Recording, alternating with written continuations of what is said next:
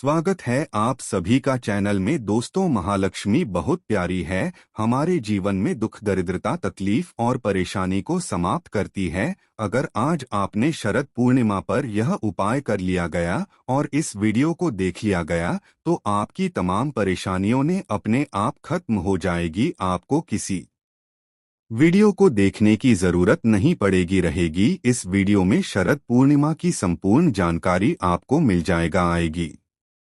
आप कहीं मत जाना, बस भरोसा रखें दोस्तों, क्योंकि मैंने शुरू में ही बताया है, इस शरद पूर्णिमा पर यह वीडियो आपका भाग्य बदल देगी। आपके भाग्य पर चमकते सितारे की तरह चार चांद लग जाएंगे। दौलत चुंबक की तरह नहीं, बरसात की तरह आपके घर में बरसेगी आएगी। दोस्तों, शरद पूर्णिमा की रात क्यों बनाई जाती है ही रही है, जाने इस खीर को खाने के लाभ एवं शरद पूर्णिमा की संपूर्ण जानकारी आ रही। दोस्तों, शरद पूर्णिमा के दिन इस जानकारी को आप बिल्कुल भी मिस मत करिएगा। इस वीडियो को देखने के बाद आपको अन्य वीडियो देखने की जरूरत नहीं पड़ेगी, बढ़ेगी। ध्यान से देखना। देखिए, शरद पूर्णिमा पर खीर बनाने की परंपरा काफी समय से चली आई है। रात को चंद्रमा की रोशनी में दूध से बनी खीर रखी जाती है और फिर उससे मां लक्ष्मी को भोग लगाकर कर सुबह प्रसाद के रूप में सभी लोगों में बांटा जाता है। तो आज हम आपको बताने जा रहे हैं कि यह जो खीर है, इसे खाने से क्या लाभ होता है। वास्तव में हमें शरद पूर्णिमा के दिन चांद की रोशनी में क्यों खीर रखना चाहिए, ये सारी जानकारी इस वीडियो में विस्तार से बताऊंगा। तो आश्विन मास की पूर्णिमा को शरद पूर्णिमा कहते हैं और यह इस साल 2024 में 16 अक्टूबर को पड़ रही है, जो कि बुधवार का दिन है। शरद पूर्णिमा की रात को चांद की रोशनी की रात कहा जाता है। इस दिन खीर बनाकर रखने की परंपरा काफी लंबे समय से चली आ रही है और मान्यता है कि शरद पूर्णिमा की रात को चंद्रमा की किरणों से अमृत वर्षा होती है, इसलिए खीर बनाकर कुछ घंटों के लिए चंद्रमा की शीतल जो रोशनी है इसमें रखनी चाहिए, फिर इसका सेवन करना चाहिए। यह मान्यता है कि शरद पूर्णिमा की रात को ही वार्न श्री कृष्ण ने महाराज किया था। भगवान श्री कृष्ण ने बंसी बजा के गोपियों को अपने पास बुलाया था और ईश्वरी अमृत पान करवाया था। आठ शरद पूर्णिमा की रात का हमारे हिंदू धर्म में विशेष स्थान होता है। इस रात को चंद्रमा अपनी 16 कलाओं के साथ पृथ्वी के सबसे नजदीक होते हैं। देखिए ही ध्यान से सुनना। जब द्वापर युग में भगवान श्री कृष्ण का जन्म हुआ तब मां लक्ष्मी राधा रूप में अवतरित हुई भगवान श्री कृष्ण और राधा की अद्भुत रासलीला का आरंभ शरद पूर्णिमा के दिन ही माना जाता है। शरद पूर्णिमा के दिन चंद्रमा सभी 16 कलाओं के साथ 8 पृथ्वी के नजदीक होता है। भगवान विष्णु के अवतारों में से केवल भगवान श्री कृष्ण ही हैं जिनमें 16 कला समेत है। जो भगवान श्री कृष्ण भगवान विष्णु के समस्त अवतार हुए इसमें भगवान श्री कृष्ण ही एक ऐसे अवतार माने गए हैं जिनमें 16 कला का समावेश है, जबकि भगवान राम का जन्म केवल 12 कलाओं के साथ में हुआ था। ज्योतिष की मान्यता के अनुसार और शरद पूर्णिमा के दिन चंद्रमा की किरण में उपचार करने की शक्ति विद्यमान होती है, जिनमें अमृत वर्षा की तरह भी इसे देखा जा सकता है। दोस्तों, वीडियो ध्यान से सुनना। वीडियो बीच में छोड़कर के मत जाना। अभी तक वीडियो को लाइक नहीं किया गया तो वीडियो को लाइक कर चैनल को सब्सक्राइब जरूर करना और कमेंट बॉक्स में जय माता लक्ष्मी जरूर लिखना ना। आज मैं आप लोगों को यवन प्राप्त करने का, आजीवन कभी भी बुढ़ापा नहीं आएगा ऐसा तरीका इस वीडियो के माध्यम से शरद पूर्णिमा के दिन प्राप्त किया जाने वाला तरीका बताऊंगा, जो कि दशानन रावण स्वयं करते थे। तो देखिए, परंपरागत के अनुसार जो शरद पूर्णिमा की रात इस दिन गाय के दूध की खीर या अन्य मीठे व्यंजन है, यह रात को चंद्रमा की जो खुली चांदनी है इसके नीचे में लाकर के रखना चाहिए, जिससे जो व्यंजन होता है या अमृत की शक्ति इसमें प्राप्त हो जाती है। देखिए कि गुजरात राज्य में शरद पूर्णिमा को शरद पूनम भी कहा जाता है और शरद पूर्णिमा के दिन चंद्रमा का बहुत महत्व माना जाता है। जो व्यक्ति पूर्णमासी उपवास का संकल्प लेता है, ऐसे व्यक्ति शरद पूर्णिमा के दिन से उपवास प्रारंभ करते हैं और ऐसा माना जाता है कि इसी रात के बाद मौसम बदलने लगता है, सर्दियां शुरू हो जाती है तथा मंदिरों में पूजा अर्चना करने की जो खुलने का समय होता है, बंद होने का समय होता है, इसमें परिवर्तन हो जाता है। शिव भक्तों के लिए शरद पूर्णिमा का विशेष महत्व होता है। मान्यता है कि भगवान शिव और माता पार्वती के पुत्र जो कुमार कार्तिकेय हैं, या शरद पूर्णिमा के दिन ही उनका जन्म हुआ था, इसी कारण इसे कुमार पूर्णिमा के नाम से भी जाना जाता है। दोस्तों, लंकापति रावण वध शरद पूर्णिमा की रात जो चंद्रमा की किरण होती है, इस किरण को दर्पण के माध्यम से अपनी नाभि पर ग्रहण करता था, अपनी नाभि पर डालता था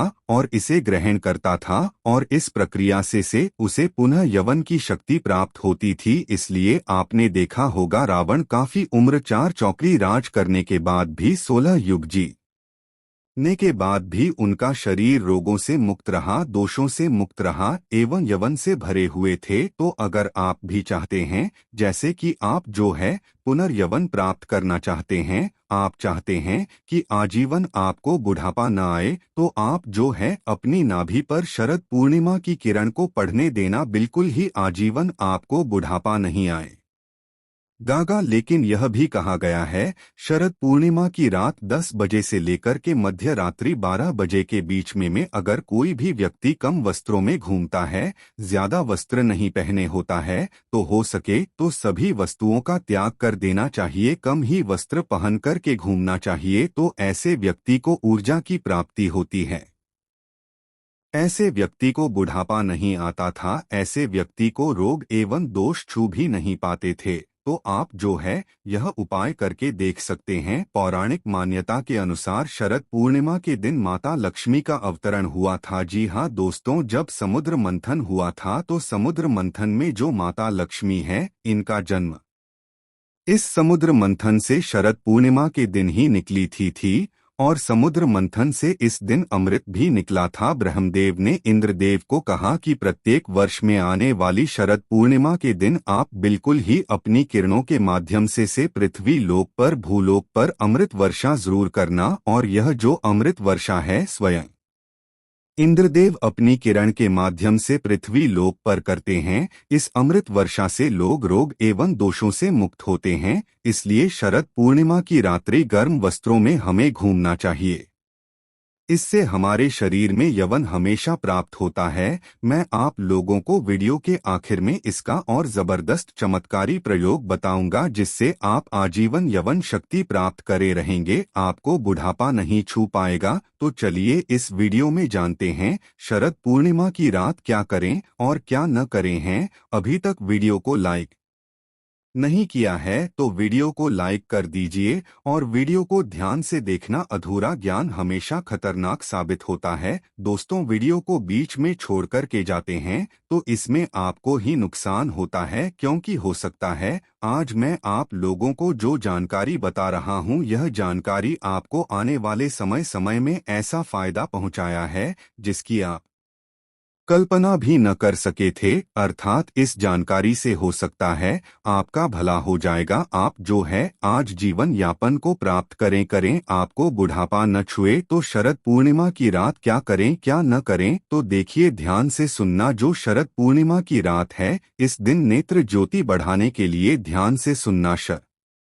शरद पूर्णिमा की रात 15 से लेकर के 20 मिनट तक चंद्रमा को देखने का अभ्यास करना चाहिए, कम से कम 15 से 20 मिनट तक। इस दिन अगर आप चंद्रमा को देखते हैं, बिल्कुल ही ध्यान से देखते हैं, आप अपने जो नेत्र की पलक है इसे बंद नहीं करते थे, तो आपकी आंखों की ज्योति काफी बढ़ जाती है, दिन जैसी दृष्टि प्राप्त हो जाती है।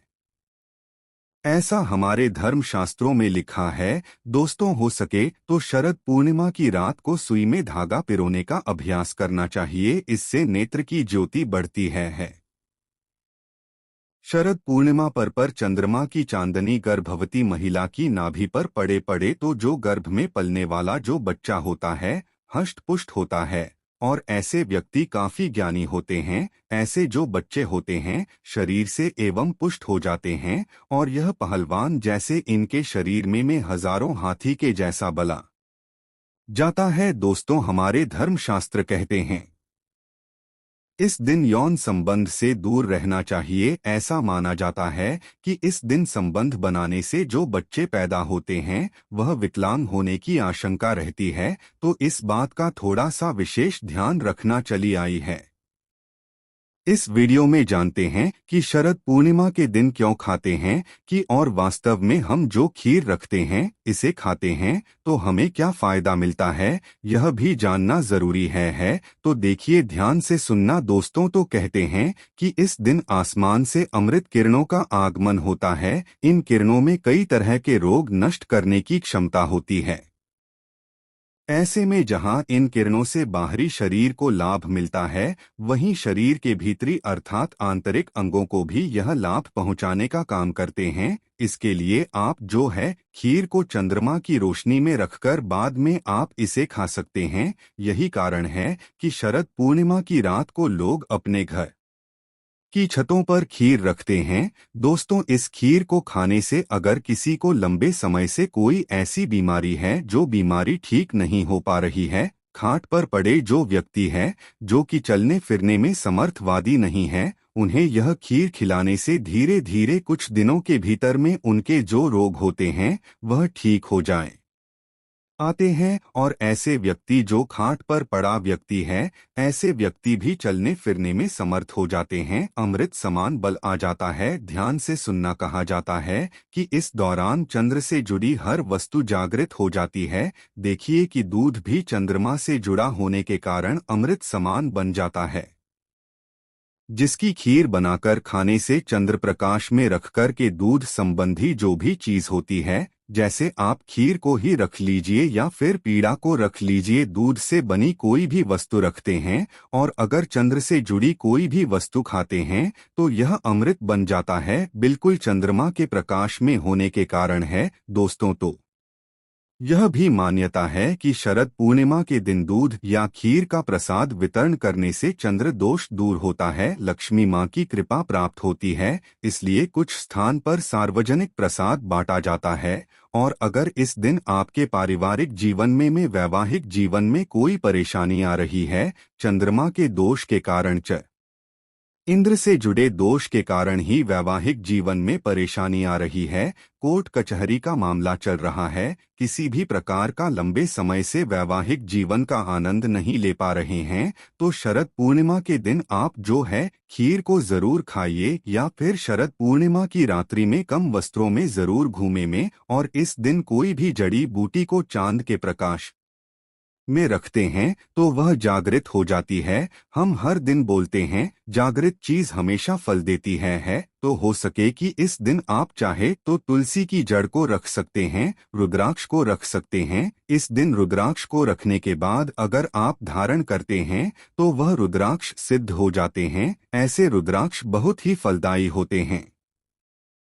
कोई भी जो जड़ी बूटी है वह जर्दी ब्यूटी भी आप इस दिन रख कर फिर बाद में दूसरे दिन चांदी के ताबीज में भरकर पहनते हैं तो जागृत हो जाते हैं, सिद्ध हो जाते हैं, आपको काफी फल प्रदान करते हैं। कोई भी रत्न को रखते हैं वह भी जागृत हो जाते हैं और शीघ्र फल देने लगते हैं। दोस्तों, इस दिन जितना ज्यादा हो सके आपको मंत्र जाप करना चाहिए, उतना ही जल्दी आपको सिद्ध मिलेगी। कोई मंत्र जाप कर रहे हैं, लंबे समय से वह मंत्र सिद्ध नहीं हो पा रहा है, वह मंत्र आपको फल नहीं दे पा रहा है, तो शरद पूर्णिमा के दिन ऐसा माना जाता है केवल शरद पूर्णिमा के दिन बड़े से बड़े मंत्र को 108 बार बस अगर आप देते हैं तो वह मंत्र सिद्ध हो जाता है और आपको तत्काल फल देना शुरू कर देते हैं। दोस्तों, बहुत से लोग शरद पूर्णिमा के दिन मंत्र जागृत करते हैं। अगर आप इस दिन मां लक्ष्मी का कोई भी मंत्र जैसे कि ओम श्री एम श्री नरमा इस प्रकार के मंत्रों का जाप करते हैं तो अति शीघ्र यह लाभ देना शुरू कर देते हैं। कोई भी बीज मंत्र है, साबर मंत्र है, इन मंत्रों का जाप करते हैं तो यह भी फल देना शुरू कर देते हैं दोस्तों। और इस दिन शरद पूर्णिमा के दिन मां लक्ष्मी उल्लू पर सवार होकर पृथ्वी लोक पर प्रत्येक मनुष्य के द्वार पर जरूर आती है, इसलिए इस दिन कभी भी अपने घर के दरवाजे को बंद नहीं करना चाहिए। इस दिन हो सके तो रात्रिकालीन 9 बजे से लेकर 3 बजे के बीच अपने द्वार को जरूर खोल कर रखना चाहिए, क्योंकि खुले द्वार पर मां लक्ष्मी बिना पूछे प्रवेश कर जाती है। अगर आप माता लक्ष्मी को अपने घर पर बुलाना चाहते हैं तो कमेंट बॉक्स में लिखें मां लक्ष्मी आपका स्वागत है। हमारे घर में माता रानी के लिए एक लाइक जरूर करे रहे हैं।